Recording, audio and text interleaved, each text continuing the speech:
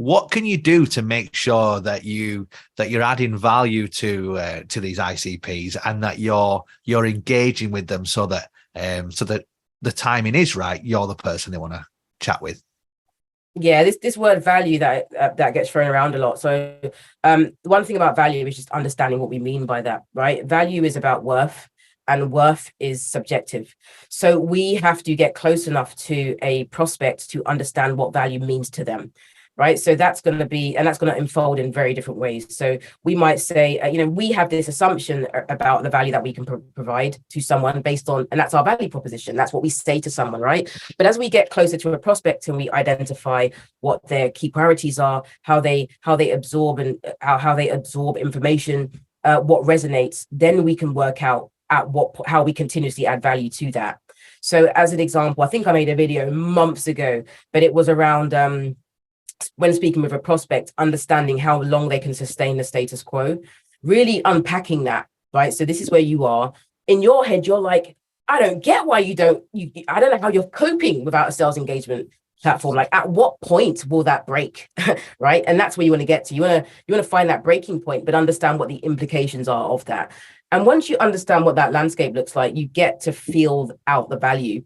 And then you can talk to those value points throughout a month, 6 month, 12-month communication path.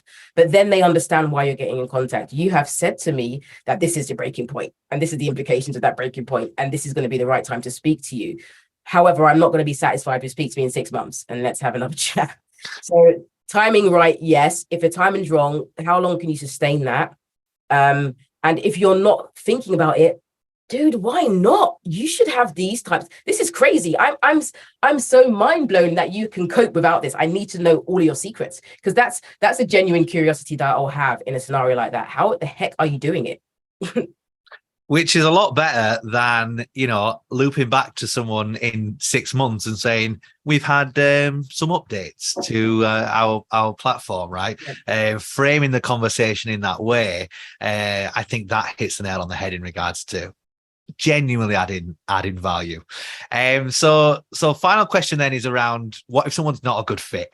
I have been guilty in the past of trying to squeeze a prospect into into a space where I'm going to make this work. I can make you a fit.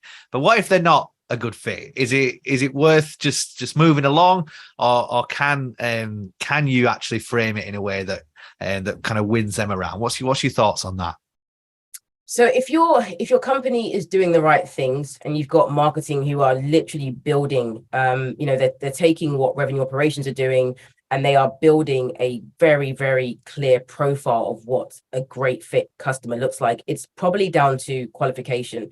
And then timing. So there's going to be rarely a time, I'm hoping, that a lot of salespeople are going out to speak to companies and they're like, whoa, this is a really poor fit. Your company should be supporting you in that. However, when you do engage with someone, often it's a poor fit, maybe because of how their business is structured, or the way in which they just do things so differently, or the way in which they make money is not really aligned to the things that you can solve. It just doesn't make sense. So the first thing you want to do is kind of validate that disqualification. Like, don't get rid of a client or prospect that could be a client. Like, do ask good questions. But I always say, like, humility will get you far. So a bit like the previous question, which is like, I'm still trying to rack my brain. I don't get it, because in my head, right, let me just tell you what I see, okay? Let's just say we do these things. You get that value. This is the structure of your business. You're going to get Hannah, that's where you're wrong. We actually do this that way. And you're like, boom, okay, completely understand. Let's shake hands. Do you have any plans to ever change that? No problem. Do you know anybody else who may be? I saw you're connected to this person. Can we have a chat? But you need to kind of paint your vision for them sometimes. That's it. Love it. Paint that vision. Well, thank you so much, Hannah, for talking us through that.